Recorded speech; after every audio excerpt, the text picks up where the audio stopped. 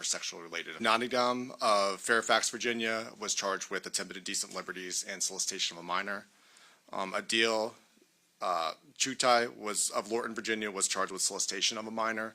And then Brian Crawford of Baltimore, Maryland was charged with 2 counts of solicitation of a minor and 3 counts of distribution of child pornography or child sexual abuse material. We still have some follow-up on some of these cases. These aren't just a 1-day or 1-week thing. Again, these chats can obviously take a long time. Sometimes they can take a couple hours. Sometimes they can take weeks or months, just depending on the target and what we're going for. So one of the things, and I think the most important reason we do this is obviously we want to protect our children from the predators that are out there. And one of the things we always try to tell parents is that any application or any website that a child has access to, there are predators on those websites, and that's why we target these applications that we see from our cases that we receive as detectives in our normal caseload to go after these predators. So one of the things that's important is just to make sure that parents are aware of what is out there and what they can do. One of the most important things is to make sure that parents are monitoring their child's online activity.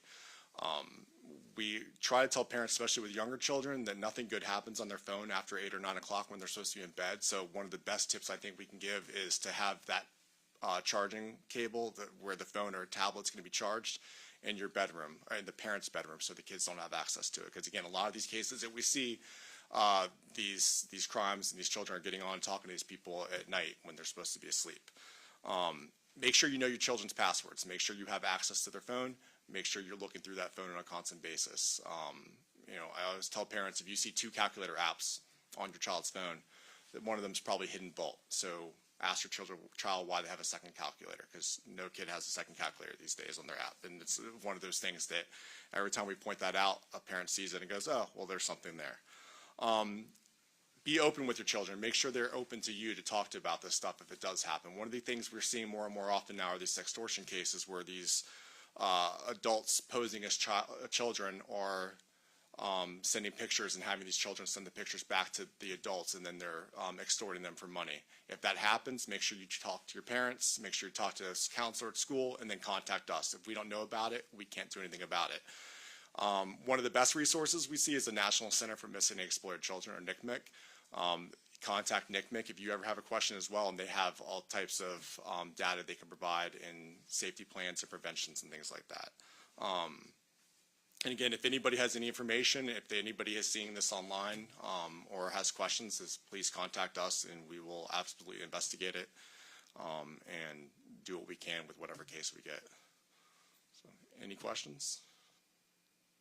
Any of these guys work in jobs that deal with children, that deal with youth conditions? On this operation, I believe one of the arrestees was a previous employee at a school. I don't think he worked at a school, but for a school system. Previously, he wasn't current, but we have seen it in the past. We had the operation in December where we arrested a teacher out of Texas that had traveled here to meet with what he believed to be a minor. So yeah, we absolutely get teachers, clergy, anybody that has, there are people that have access to children, but on this one, not specifically at this time. Yes, sir. 2 things. One, just a clarification on one thing you said. You said there's sort of some active investigating happening.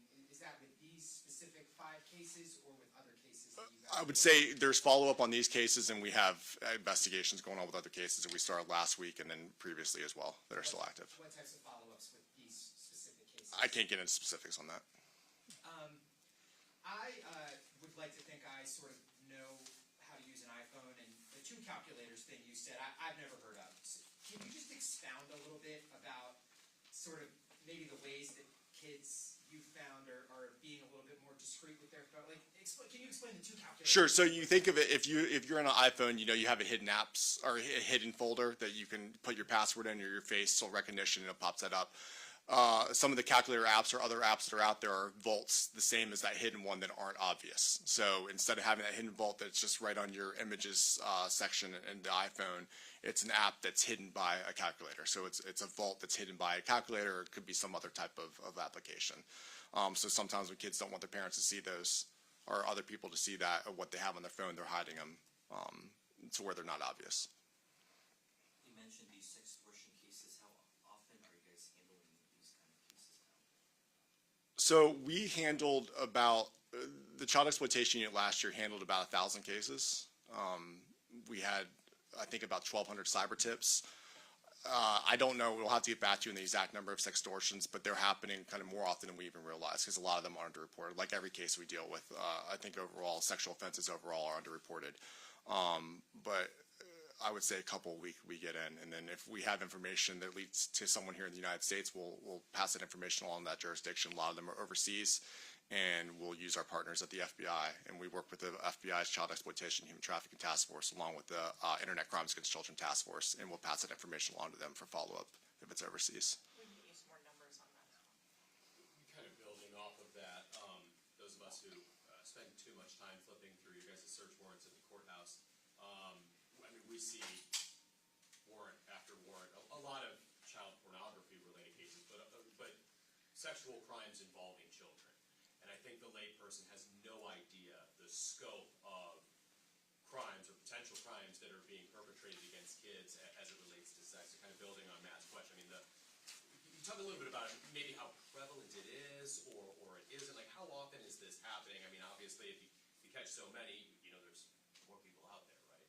Right, yeah, we're absolutely not catching all of them, and I wish we could, and that's why we do this job. There's 7 of us at this department, along with the crime analyst and supervisor, dedicated just working online exploitation cases. But again, we worked probably close to 1,000 cases last year. I've been doing this for about 11 years now. It was the busiest year I've had. It's definitely growing, and the ages of these children and the victims of our cases are getting younger and younger, and I think that's just due to the access they have to the internet, and everybody has a phone now. Everybody's got a tablet. So that's why we encourage parents to make sure they're checking up on their children. But yeah, I think we did roughly like 60 residential search warrants last year. Like you were saying, you've gone through, and then all the search warrants we do for phones and other devices, the applications or the media, the applications online that we do as well.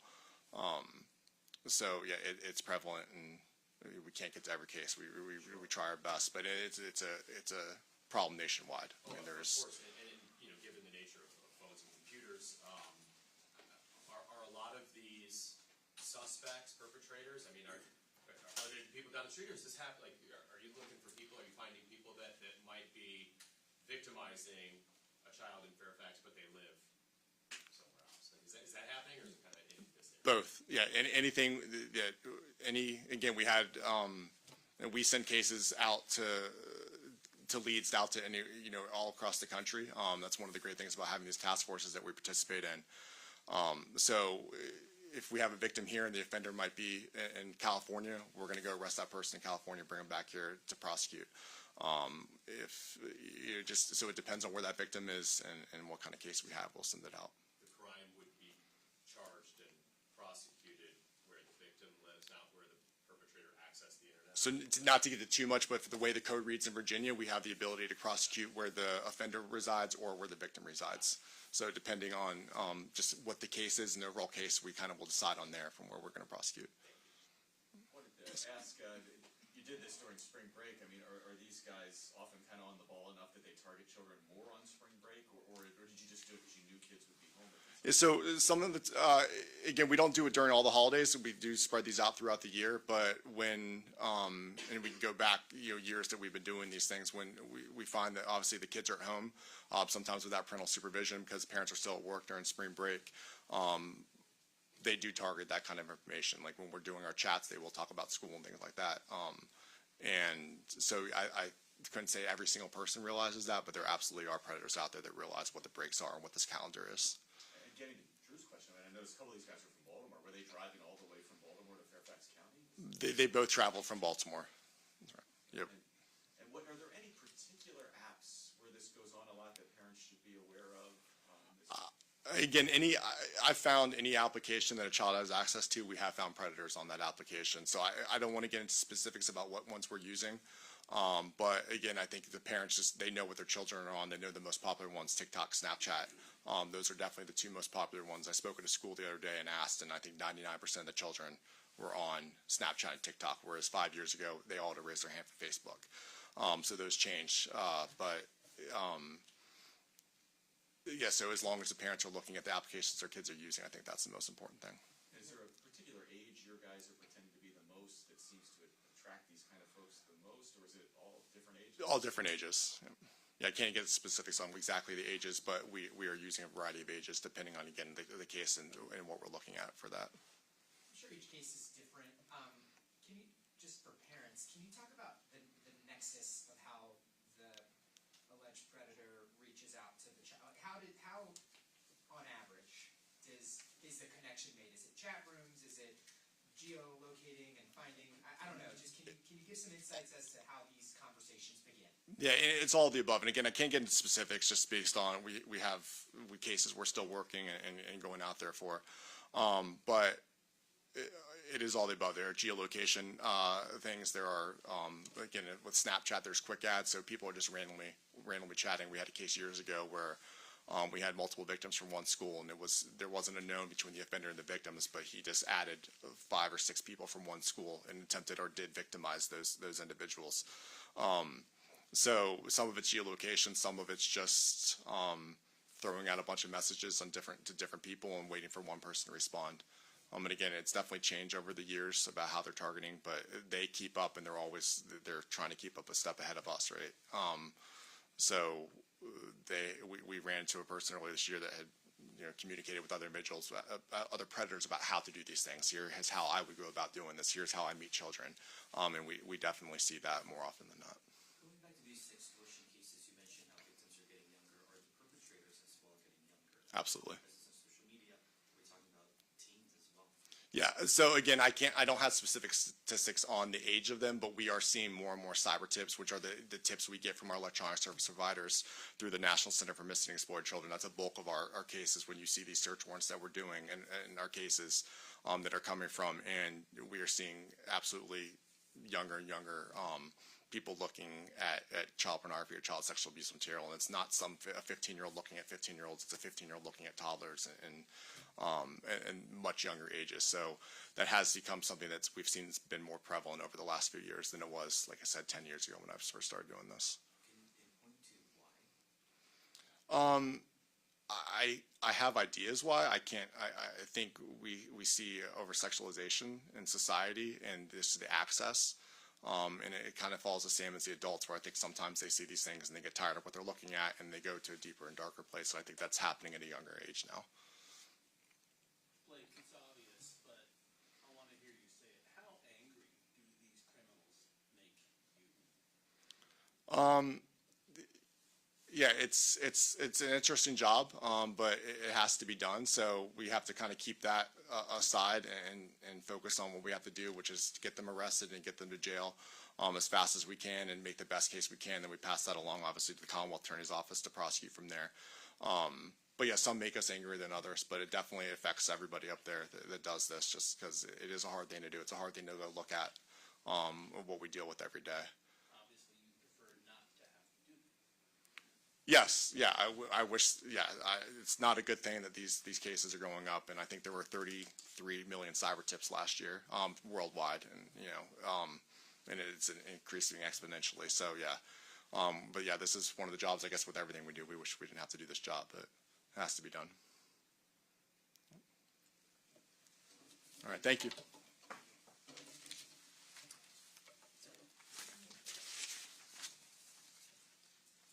Like Detective Albritton said, these are absolutely just frustrating cases to have to work, but I'm grateful, and we're all grateful for the commitment of these detectives who put their heart into it. But it is absolutely, to your point, Drew, this is a conversation that everybody needs to be having in their home. We do believe there's underreporting. Some kids might be embarrassed that they've sent pictures and don't want to tell their parents what they've done, and then they're being extorted and victimized. So we definitely need those conversations to be taking place. It's absolutely a team effort, and we don't have people to catch every predator out there. So please assist us and spread the word amongst yourselves as well. And at this time, I'll turn it over to Chief Davis.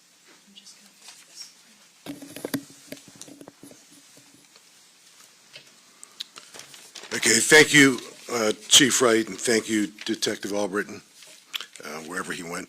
He's very talented. He's talented. That whole group is very talented. So we're going to switch gears and talk about something that in the not too distant past, the spring time in the National Capital Region would bring about car shows.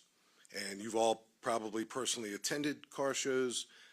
They're often permitted. They often generate a lot of community interest. I remember as a young kid, my own father would take me to car shows in the spring, and I very much look forward to, back then, looking at 1957 Chevys.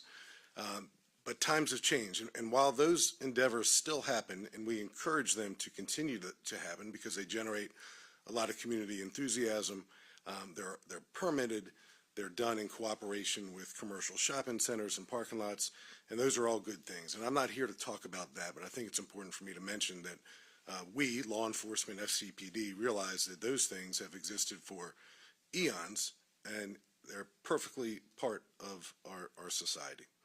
What's not a perfect part of our society is these street takeovers. They're also referred to as bangers.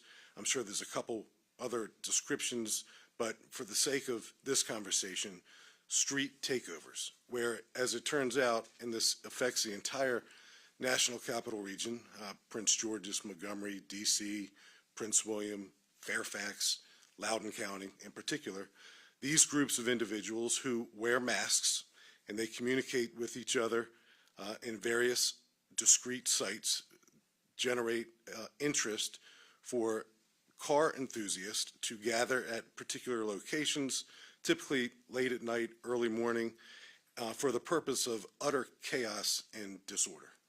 There's nothing neighborly about what they do. They do donuts, they drive at high rates of speed, they endanger the lives of themselves, they endanger the lives of their other enthusiastic and masked supporters, and now they act in a criminal nature far, far too often. So I'm going to show you a couple videos, and we're going to talk about what we have done since last Sunday morning, late Saturday night, early morning hours of Sunday at about 3 a.m.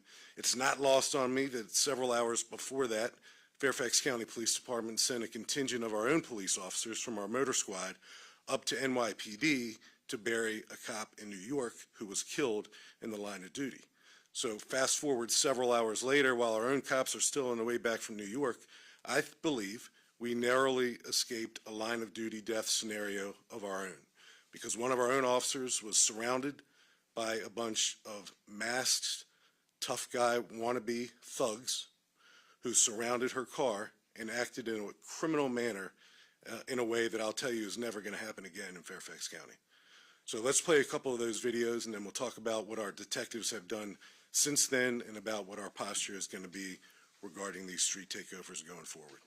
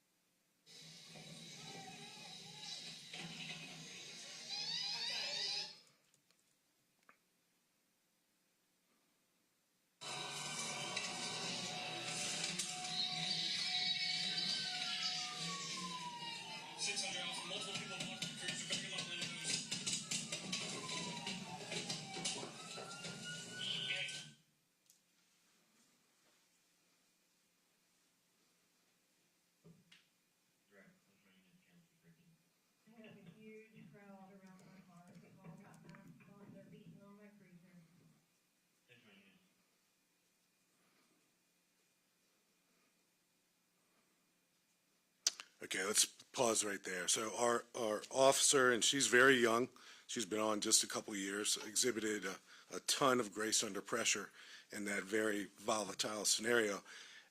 It's important to note that this was not a call for service. This was a police officer out at about 3 o'clock in the morning proactively policing our neighborhoods and our communities. And she came upon this street takeover, and you see what happened when she drove around the back side of this parking lot to investigate it. When this happened, our detectives immediately were dispatched and began their investigation. But while they were responding to the scene to begin their criminal investigation, resources, police officers from throughout Fairfax County's 409 square miles were deployed en masse to this location, en masse. So what does that mean for residential and business communities? It means you didn't have any cops protecting your neighborhoods, your communities, your businesses, because these criminals diverted all of our attention to handle an attack on one of our police officers. And that's exactly what this was. You probably hear some thuds when you watch those videos. You've probably seen these videos already on social media.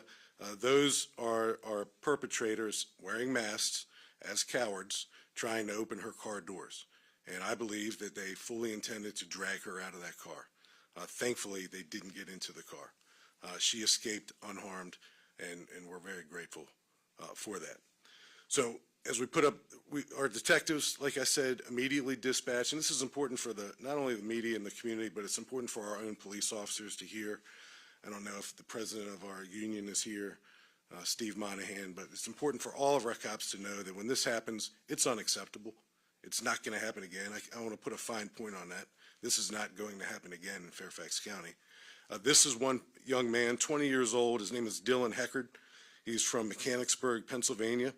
His criminal charges have not yet been served. We're working with a jurisdiction in Pennsylvania to serve them as I speak.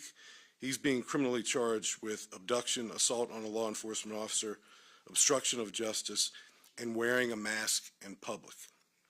So that's him wearing the mask right there. A second person who's not yet arrested but is working on turning himself in is Ronel Uria Hernade. He's 18 years old. He lives in Catonsville, Maryland.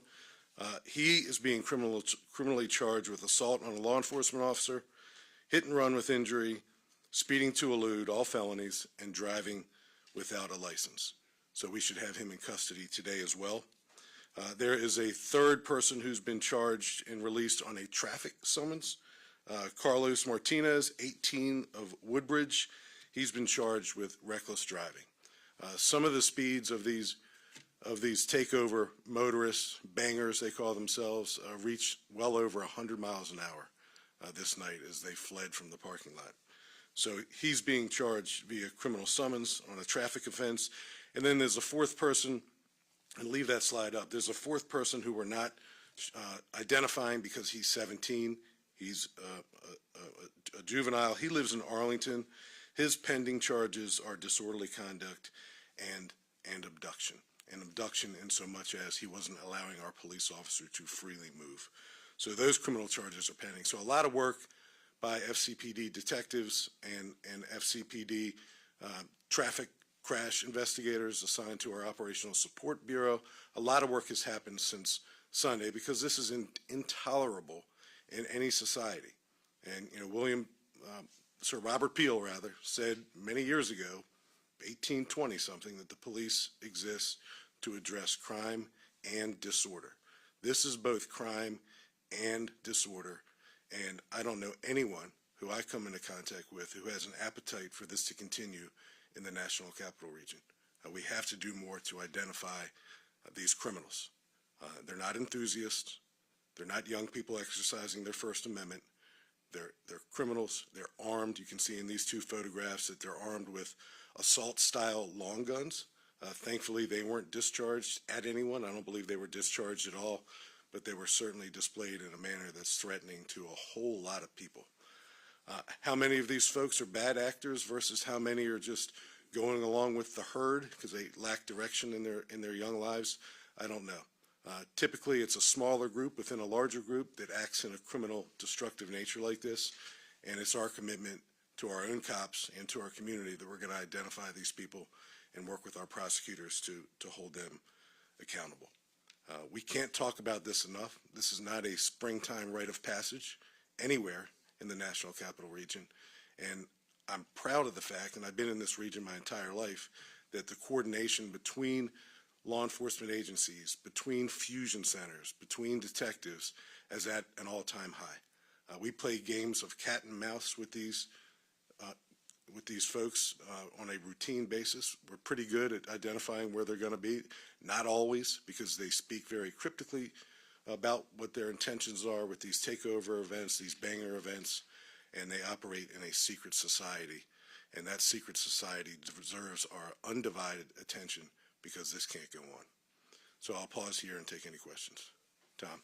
Chief, do you believe that's the underage guy from Arlington with the gun, or do we not know who that is? No, he's not. We do not know who he is, and thank you for pointing that out. For anyone who sees these pictures and recognizes these masked gunmen, we would certainly appreciate knowing who those folks are.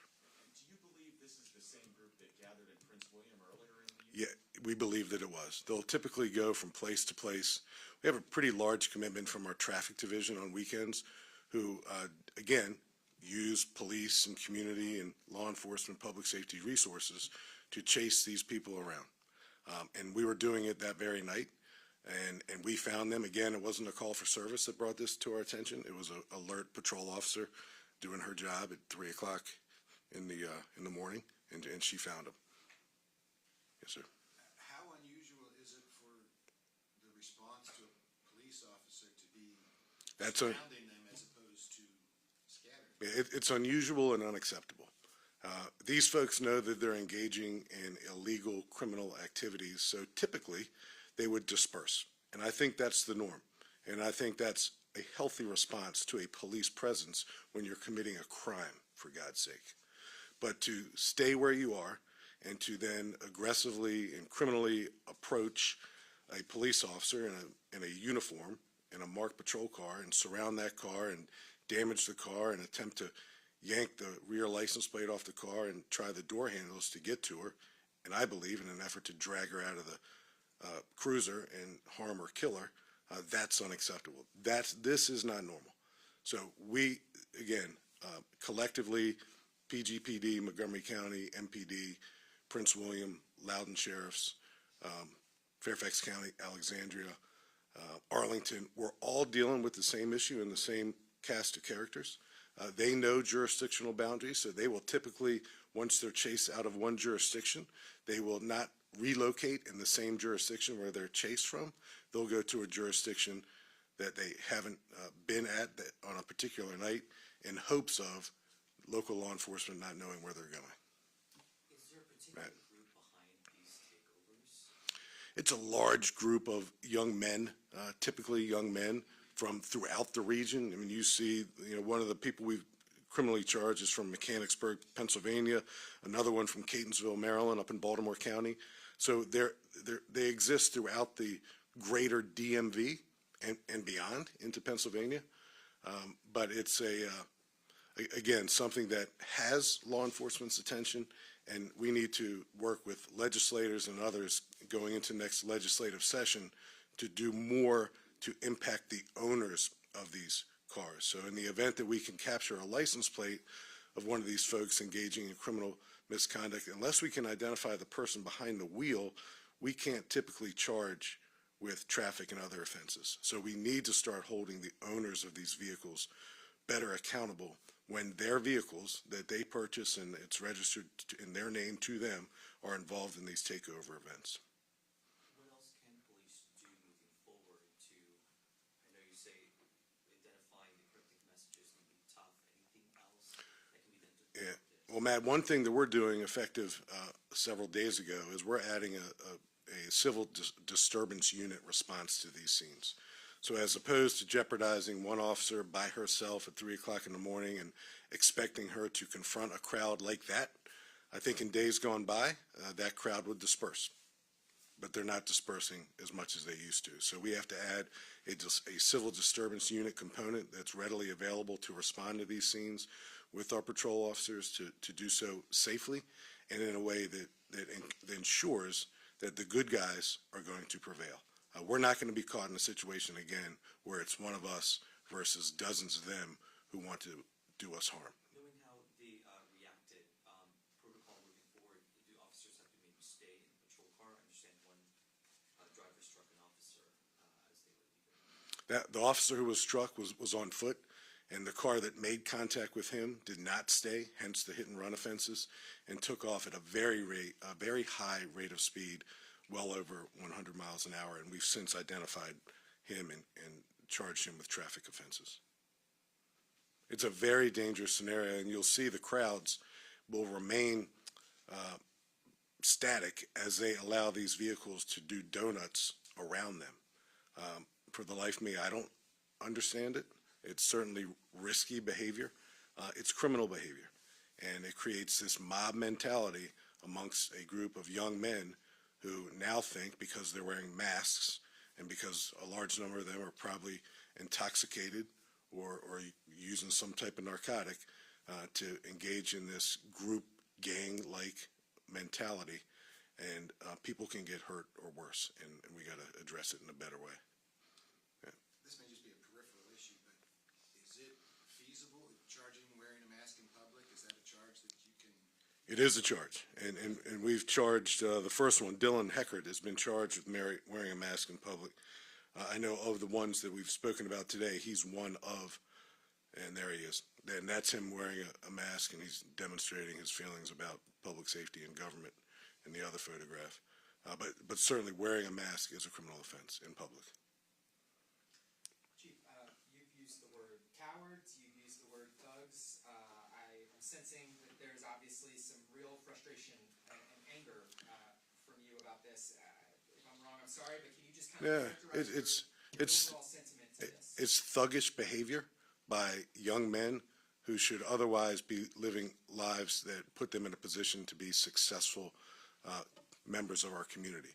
But they're choosing, because I imagine that they started as car enthusiasts several years ago, they're choosing to take their passion for cars and they're adding elements of criminality to it, and they're endangering our community, they're endangering our law enforcement, they're endangering themselves when they act in such a destructive and criminal nature.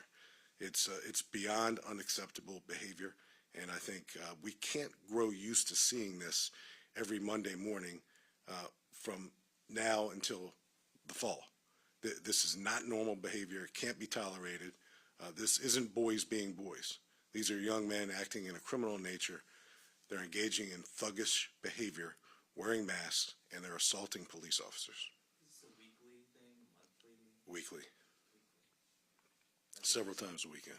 Has it ever been this out of control before? I've never seen it to that degree. I've never seen, in this particular circumstance, I certainly have the experience of a riot in my past, but I've never seen a car takeover event, a banger event, where the police officer was surrounded and the criminals surrounding her car, like in this particular instance, were pulling on her door handles. She really remained calm. She was able to articulate on the radio exactly where she was, exactly what was going on. And again, all the cops who went there, and we're going to go when something like that happens, they're no longer in your communities. And that's something that everyone should be bothered by. How was she able to get away? Was it when the other officers arrived, or? Ultimately, I think the additional sirens, the additional arriving police officers, you saw that one young man spend a good deal of time trying to pull her rear tag off of her car, but ultimately she remained calm. I mean, imagine the press conference if she had accelerated, or if she had put the car in drive or reverse. It'd be a far different press conference. But she was able to make a decision in the heat of a moment to communicate where she was, communicate what was going on, and ask for help. And thankfully, in the meantime, she wasn't hurt or worse herself. Can you provide any details? I was told the one man who was arrested, Carlos Martinez, actually hit a police squad car head on. Can you give details? Was he trying to get away at the time? He was trying to get away. Yeah, we can get you additional details. I know his offenses are traffic only. That's Charles Martinez out of Woodbridge, reckless driving.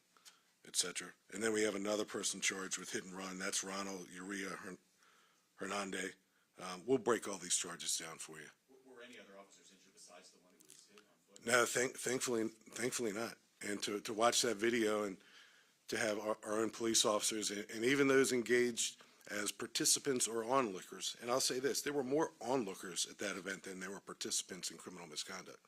But the participants in criminal misconduct, particularly these gun-toting bad guys here, they are responsible for a very chaotic, dangerous event that could have been a lot worse at the end than it actually was. Are these events peculiar at all to this region, or is this something No, up and down the East Coast, really, New York, Boston, Philly, these events tend to increase in the springtime when the warmer weather hits.